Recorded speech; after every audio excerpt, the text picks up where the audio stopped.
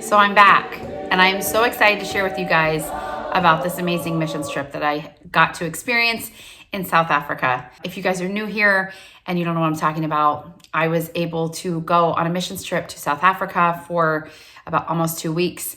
And I've never done this before. I've never been on any sort of missions trip outside of the United States, and this was amazing. So I want to tell you guys all about it. I first want to thank you guys that supported me financially, that supported me through prayer, and just have encouraged me as I prepared to go on this trip. That has been huge, and I'm just so grateful. I can't even express how grateful I am for that. A lot of those were anonymous, so I wasn't even able to thank you, but I just thank you guys so much for that. It really meant a lot, and not having to worry about the cost of going was amazing. And that was the first huge thing that I have to give God complete credit for, because when I first heard, I think it was maybe 2,800, 2,850 or something like that, to be able to go, I didn't feel like my family was in a situation where we could do that. And some of you may know that it was originally supposed to be me and my daughter. She was not able to go after all. It was just me. And Satan worked hard to even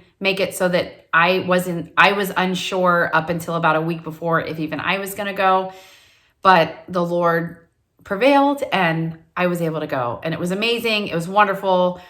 I'm hoping at some point my daughter will be able to go. All my children, I hope will be able to experience this with me one day. But I do want to thank you guys for that. I can't put into words how much that meant to not have that financial stress and just be able to prepare my heart and just prepare to be able to go on this trip. So it was amazing. First of all, I don't know about you guys, but I was raised mostly Baptist for many, many years. Baptist, or a denomination that was similar to Baptist.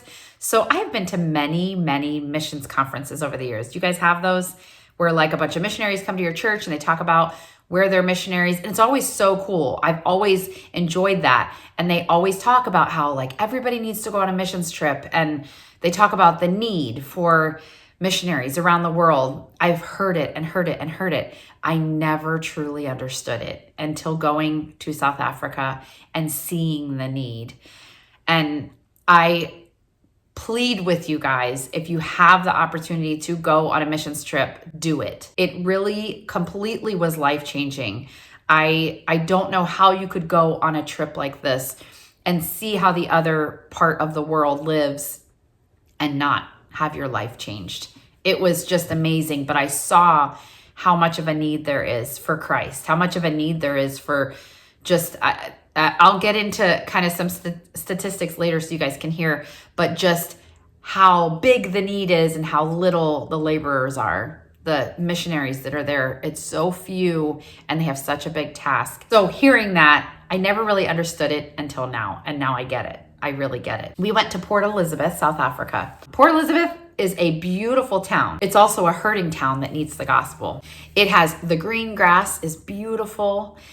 That was something I think that surprised me. There's some things that, being an American who's never, except for I went to Mexico once. Besides that, I've never left the US. So you kind of have this picture of like, what's Africa? Well, I thought Africa was going to be mostly like dirt. Well, they have grass, they have trees. It's beautiful. They have mountains. They have water. They have everything. It's beautiful there. And that was a big misconception of mine. It's very picturesque in some areas. But then you go down the road a little ways to what they call the township. And those are basically metal shacks that people call home. It is unreal. It's like something I've never seen before. Most of the homes are guarded by gates with like spikes on top of the gates. Some of the poorer areas like the townships had like shards of glass on the top of their gate that protected their home from outsiders, from intruders, or at least it was to try to repel them and make it a little more difficult for them to get in. But seeing that, it's very obvious that crime is a big thing there. The interesting part was these people are not just committing crimes because they're terrible people. They're a lot of it, from what I understood, they're committing crimes to feed their families. It's kind of like a basic need, sadly. You can see how little they have. And that was heartbreaking. There's a lot of places where trash piled up. They said that like there's trash all over fields and and against fences. And I'll show some footage here as I speak with you guys, just so you can kind of see a picture of it. And some of it you may see in the beginning video. There's trash everywhere, and there's people, kids, adults walking barefoot through the trash. It is actually called the Windy City. So I think that's a big part of the trash being everywhere. But also our missionary told us that, maybe the trash didn't get picked up, or for some reason they don't pick it up in the township. People had put it out there, then it blows everywhere, and then it continues to pile up. And then, once it gets so bad, that's just the way it is, and they get used to it. It's just sad seeing the trash piled up right next to where some of these people call home. I think the most shocking thing that I saw was on the second day. We were driving down the road, which, by the way, they drive on the other side of the road, which was very like every time he was driving, it made me uncomfortable. Like, that car's coming right at us. Nope, we're supposed to be on the side of the road. It's okay. Wrong. They drive on the opposite side of the car and all that. So anyway, we're on the road. We pull up to a very busy intersection, and right in the middle of all this were two little children, one the same age as my son, probably no older than my son, who's 9, standing in the middle of the road. Now, in America, sometimes we'll have like homeless people that are standing there begging, and a lot of times they'll be on the curb. They're almost always on the curb in a safe place on the side, and they'll walk down next to your car. These kids were in the middle, like on the white line that divides the two lanes, standing in the middle of the road, trying to get attention of the drivers to try to beg for money. That absolutely broke my heart. There's no parents of these two children. There were no parents in sight. I don't know what their story was, but that hit me so hard right off the bat. Was just like, this is a totally different world. We don't see children begging for money here, at least where I live. And that completely broke my heart. We met, I think, 4 missionary families that live there in Port Elizabeth. Amazing families. And this was like the best possible mission trip I think I could have gone on, but it was so well organized. We got to see so many different aspects of the mission field. Mark Coffey, who is a missionary there in Port Elizabeth, was the one who put this on for us. And if you want to go on a mission trip, contact him, because it was amazing. I'll put his contact info in the box below. But him and some of the others in their area, there's, I think, 4 families there that 3 of them are actually family. They're actually related. And then there's another one that I don't think is family. Actually, maybe there were 5. I think we met 5 missionary families. Anyway, they're all supporting that area, and they all kind of work together in some ways, which is amazing. One of the cool parts was, even though these children have very little, they're so happy. Like their smiles are so contagious. I know a lot of my followers aren't necessarily from America. I know I have people that are from all around the world. But in America, we tend to have some self-absorbed children here in America who complain about their life, their amazing, luxurious life, and complain. Even my kids, even me. We find ourselves like, oh, this is so hard, or oh, poor me, or whatever. We saw the complete opposite. We were able to go into the public schools. This was one of the coolest parts. We were able to go to 2 different public schools. The missionary has a good relationship with the principal, so he lets them come in whenever they want and share the gospel in this public school. So we were able to go in, and I think between the 2 schools, one was 800 kids and one I think was more. So we're talking like 1,500 maybe kids that were able to hear the gospel in one morning by our group that went. And like that, first of all, that doesn't happen in America. We don't have that kind of religious freedom. This was so cool to have that opportunity in the first place. They all mostly know English, which was really neat, because we don't obviously know their language. But he did the wordless book that's like red, yellow, green, white, blue, I think. Anyway, it's got all the colors on it, and he went through that. And that's something that, like, we both have colors. Like, they were able to understand it. These kids stood in line, stood at attention for, I don't know, maybe 15 minutes or so, while our youth pastor that led our group shared the gospel with them. The kids were attentive. There was no, like, where you'd picture in America, first of all, they probably can't stand in a straight line. No offense to any Americans watching this. They don't have a very good attention span. anymore. They don't have a ton of respect for adults. And that's something these kids have. My husband used to be a police officer, and there was like no respect for authority. Like, he dealt with that so terribly. They could care less that you're a police officer. The things that they said that these teenagers or these kids would say was just heartbreaking in America. Here in South Africa, these kids are standing at attention. They're respecting, they're not talking, they're respecting the authority of the person talking that they don't know. This person, our youth pastor from America, coming and sharing the gospel. They were completely all ears, listening. It was amazing to see and to experience. And he just went through and he shared the basic gospel message. The kids repeated the colors, and they got it. I don't know if at least a seed was planted, but it's just so cool to see, like, if these missionaries are so stretched, they don't have time to go into the schools every single week, but they could. Like, if more people surrender their life to missions, then people could be going into the school every single week and sharing the gospel with these kids that need it. These schools are not like what you would think. I'll put a couple pictures here that I have from the schools, but I mean, the one we went to, I think the first one we went to was more brick. They were more like brick and concrete. The second one we went to they're kind of like shipping containers turned into classrooms. They were just metal shacks, like one long metal shack with like doors, for classrooms, gates on everything. As you walk in, the whole neighborhood has gates on everything. These kids are going to school in very dangerous situations. There's a gate to get into the school. We couldn't get in unless someone let us in. It's just a different world. But these kids just loved. They were so happy. They were so content, and they don't have much. It was just, I really wish you guys could experience it because it was amazing. At one of the ones that we went to, one of the other guys that came with us was sharing a lesson, the gospel message. In some way, he's a coach, so he was using sports analogy to share with them. And they had a deflated football that his son had come on the trip and brought with him.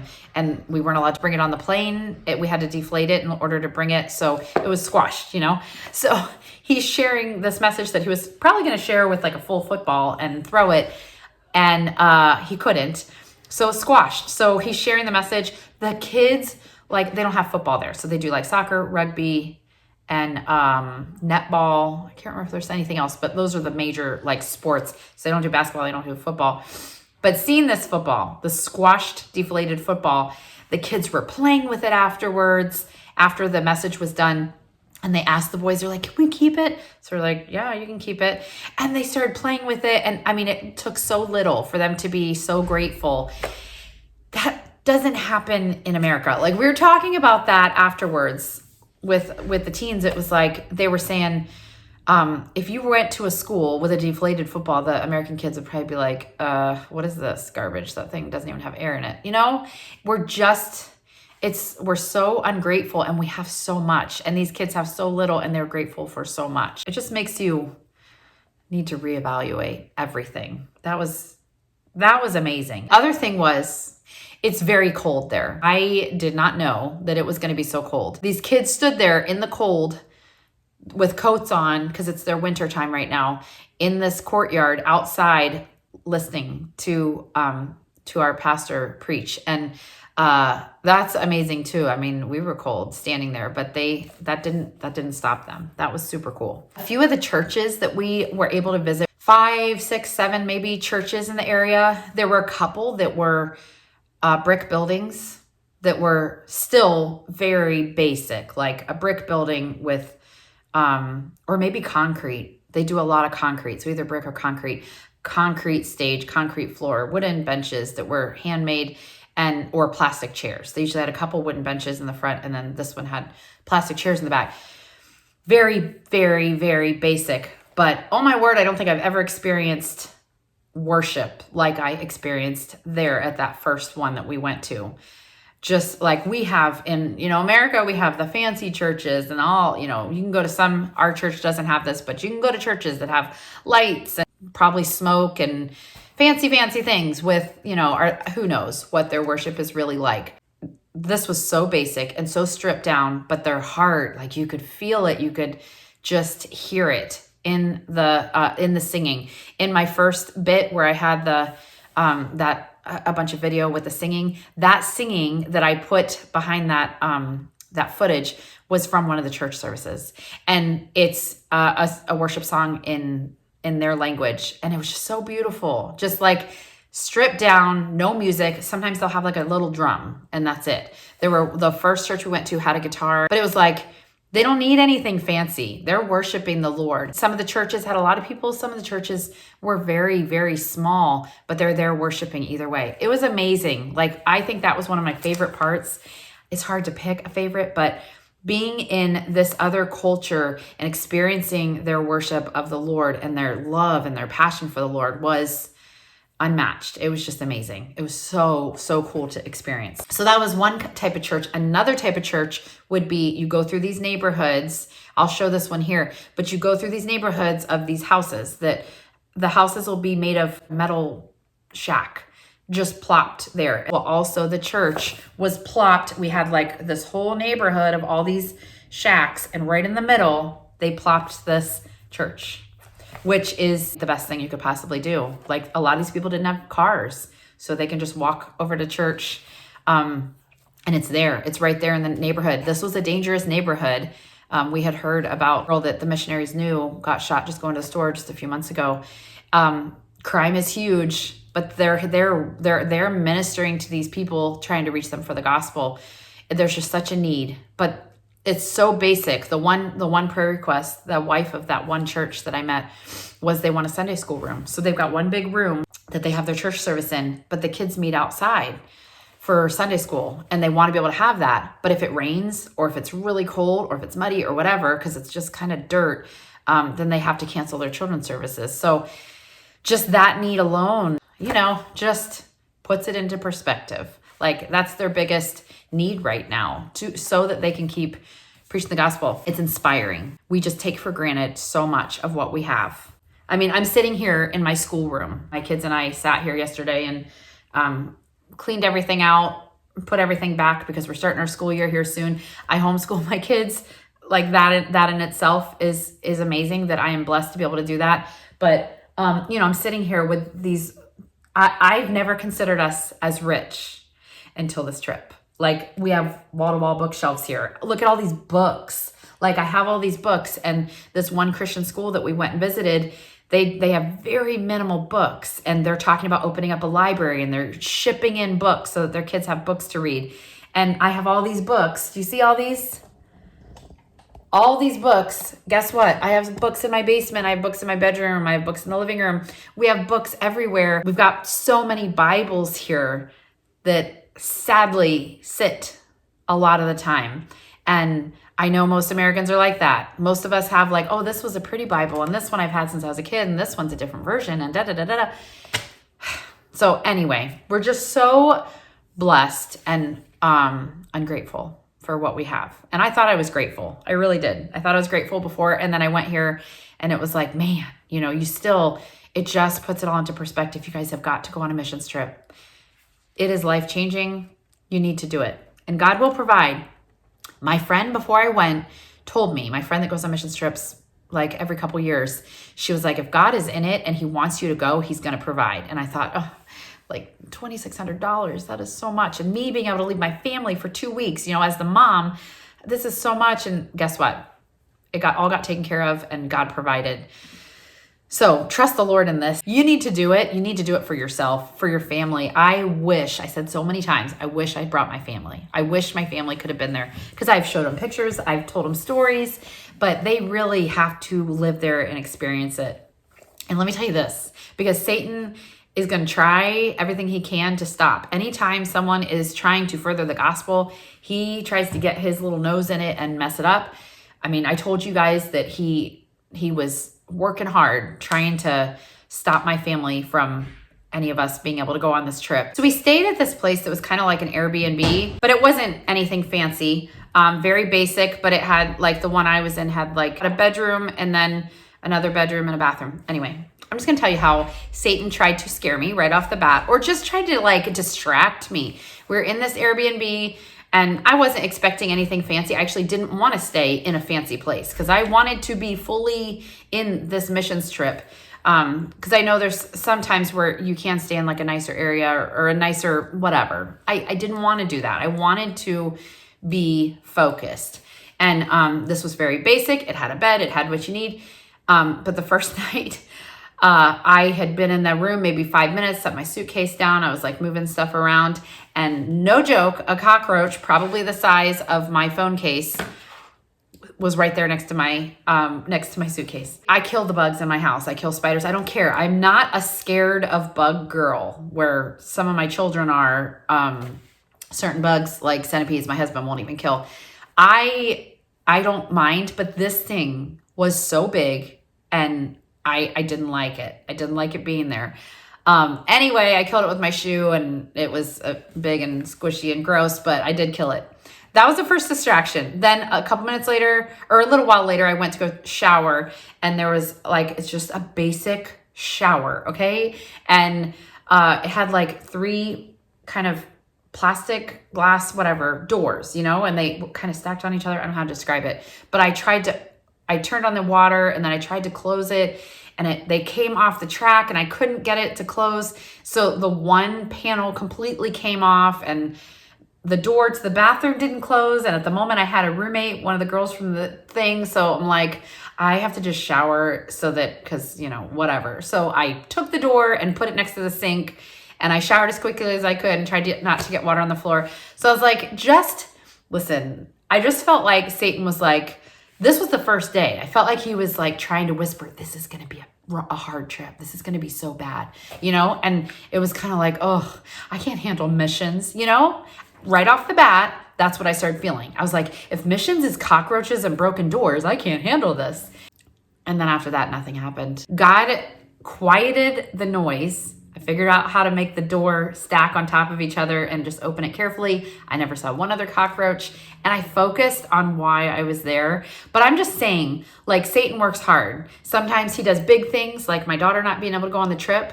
Sometimes he does small things like a shower door falling off when you're exhausted at the end of the day, but you can't let him win. So that's a big thing that I think he can even stop you from going on the missions field by telling you. One of the things that one of the missionaries said was, you're not too old and you're not too young. Because we had teenagers and then me and one of the other guys were probably one of the oldest ones on the trip. It's like, I have teenagers. I have 4 kids, 16, 14, 12, and almost 10. And me and my husband, and like, how do we uproot our family and go to South Africa? But if I feel called, I'm not too old to do it. So I'm actually praying about it because I know God has more for us than what we're doing. And even if it is in our area for now, I need to make sure we're doing more than we're doing. If it is getting called to South Africa because there is such a need, I really felt that while I was there, God's going to make a way. So anyway, that was huge. I'm going to switch for a minute to what I thought and was wrong about. These are kind of like my misconceptions about South Africa. I just thought this would be fun to share with you because I'm a dum-dum. And I just pictured, you've seen Africa on like movies or, cartoons or whatever, and you think this is what it is. Well, it's not. So first thing I thought in my head, even though it was winter, Africa's going to be hot for sure. Even though the missionary from there warned us, was like, make sure you bring winter clothes. We were all like, well, it's still Africa. It's going to be hot. Of course. Well, guess what? It's cold. It is so, so cold. And their buildings are concrete. The floors are like tile and there's no heat anywhere. So there's no reprieve from being cold. So you're cold outside and then you come inside and you're cold. Like I slept in my bed with a sweatshirt, usually like sometimes a long sleeve shirt and a sweatshirt. I slept in socks, which I never sleep in socks. I had a couple blankets on top of my comforter. It was cold and you kind of never get a reprieve from it. They had some like a space kind of wall heater, but it didn't really do much unless you were like right in front of it. I was very surprised about that. But again, that puts it into perspective. These people live like this all the time. Like the pastors go up on stage with their coat on. It's just cold. It's cold. The one church had a keyboard player and she had her coat on the whole time. Like it's just cold. So that was interesting. But by the fourth day or so, I was tired of being cold because I hadn't packed appropriately because I thought Africa's hot. Africa's gonna be, it'll just be like spring in Ohio. Well, no, it's not. It was really, really cold. And it got colder at night. But I went over to they had a store across the street called a Pick and Pay. And I bought a long sleeve shirt so that I could layer. And then I bought a fleece jacket and I was warm. And luckily I had some leggings because we had this one day where there was a soccer tournament and it rained. So it was cold rain and it was freezing cold all day. But I wore, like, no joke, in Africa, I wore leggings and pants that day. And I had like my long sleeve shirt and another shirt and then I think a sweatshirt and a fleece, and I was fine all day, but everybody else was cold. So anyway, it gets cold in Africa. Second thing, okay, this sounds so dumb maybe to people in South Africa. They're going to laugh at me, but I totally thought elephants, giraffes, lions were going to be like crossing the street. That's wrong. They don't. You actually have to go to a safari or like an elephant sanctuary or some sort of animal sanctuary to see those animals. I just thought, like, I don't know. I guess there might be places, there probably are places in Africa where you can go like deep in the jungle and see those animals just walking. But I just thought like we'd be going to the grocery store and you'd see like a giraffe over in the field or something, but that's not the way it is. So anyway, we did get to see an elephant. We went to an elephant sanctuary. It was absolutely amazing. I got to touch the elephant. I got to hold, like, I have never touched an elephant before. It was so like hard and scratchy and so different than I knew it, you can tell it has hard skin, but it was so hard and like spiky. And then its tail was almost like wire brushes or something.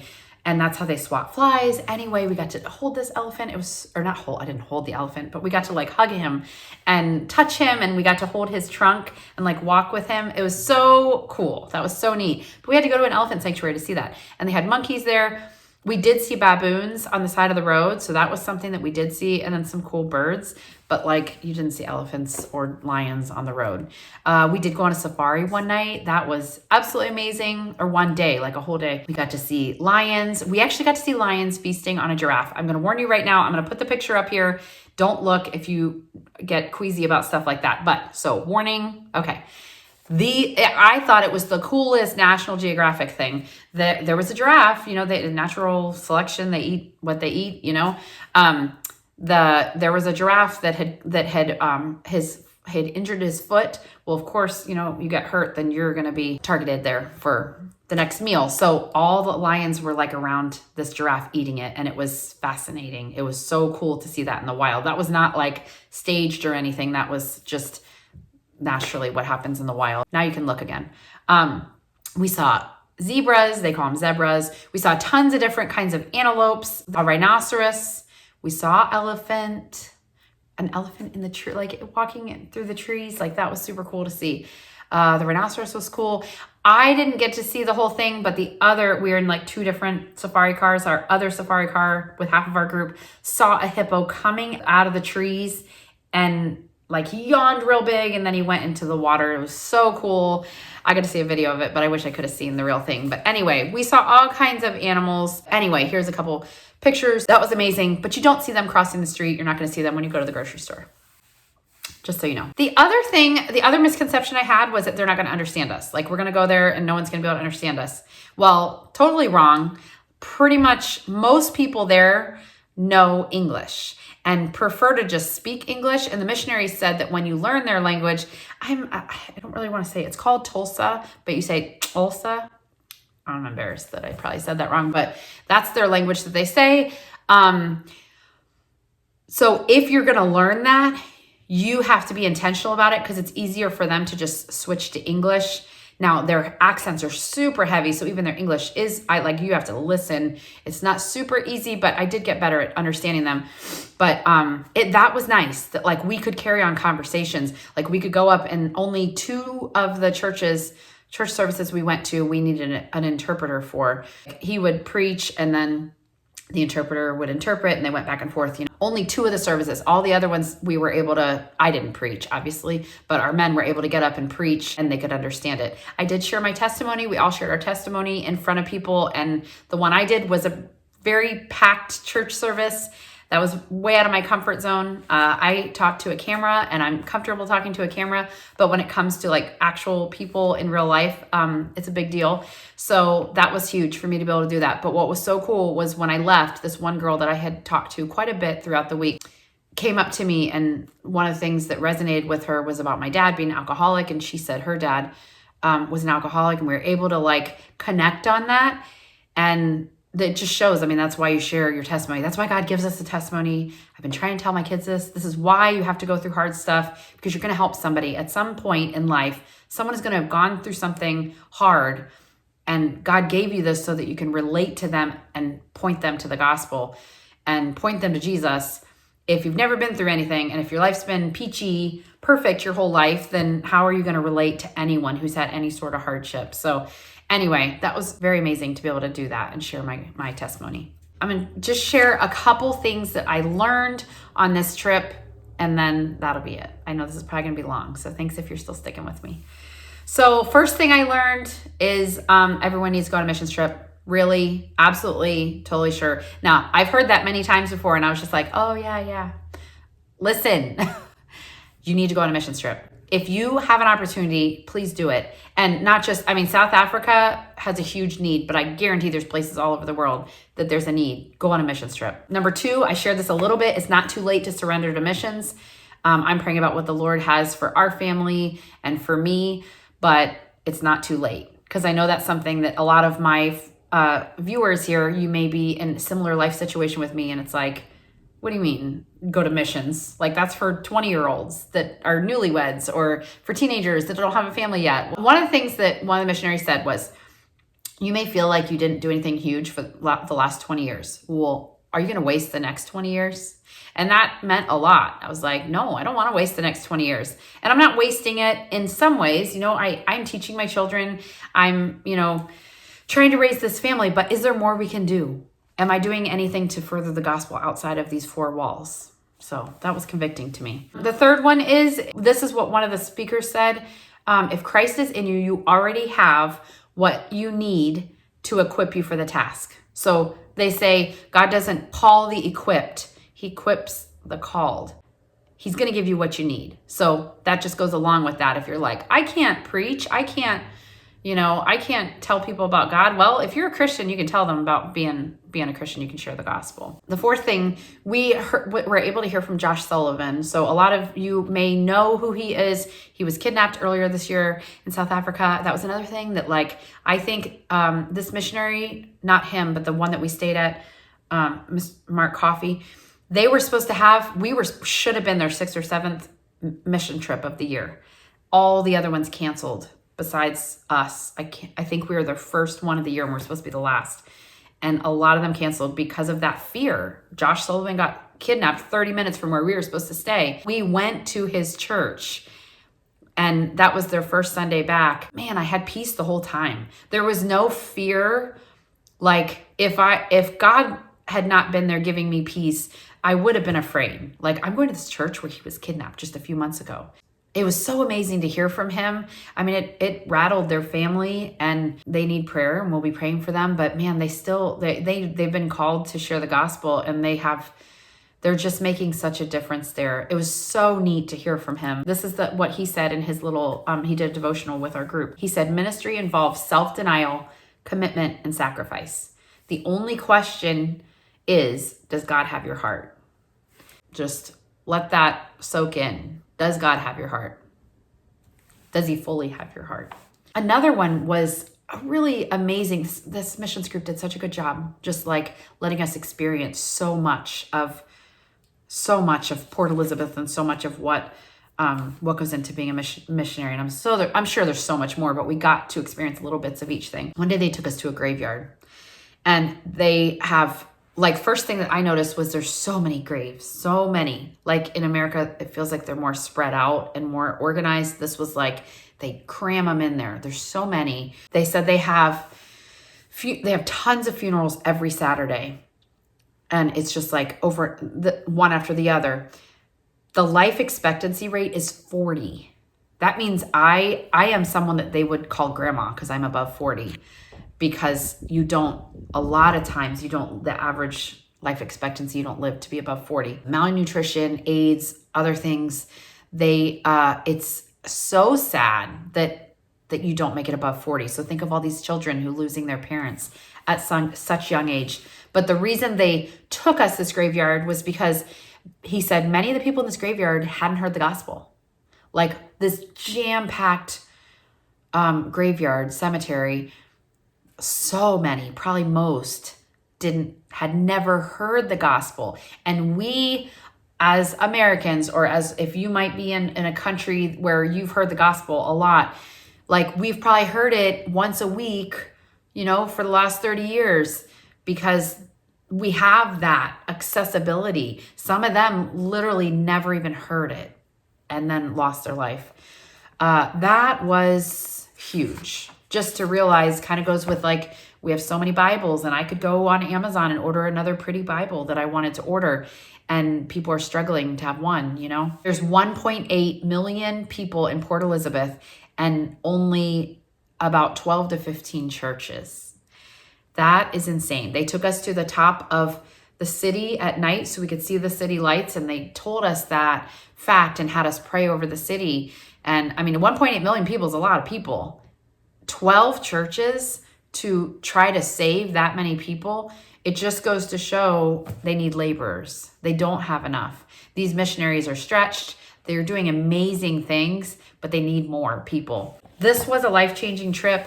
It's easy. While I was there, I could see myself being a missionary there. I could see myself in Port Elizabeth serving, but then you go back to life and, the kids need you, and this problem happened, and you've got to get these people to this and da-da-da.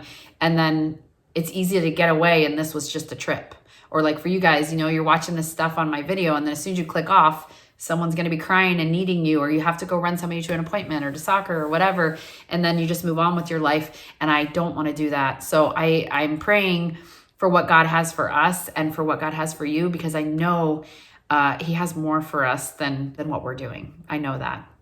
So I hope this helped just encourage you guys to go on a missions trip. I never thought I'd even be saying this, because I've never felt called to missions. I've never felt like you always kind of feel like those missionaries are these like elite people. They are so close with the Lord, and they're, called to do this huge thing, and they're like different. They're just different. But you know what they are? They're just regular people. Like I met these people. They're people that I could see being like me and my husband, hanging out with this missionary couple and just being friends. They're just like us. They just surrendered to the call. And that's huge. So thank you guys for listening to me. Thanks for letting me share this. Thank you for praying for me, and thank you for supporting me financially. For those of you who did, I just appreciate you guys being here for me. I will see you guys next time. We'll see what God has in store for my family and for yours. If you like this video, please give me a thumbs up, and don't forget to subscribe if you are not yet subscribed. And we'll see what comes next. See you guys next time. Bye.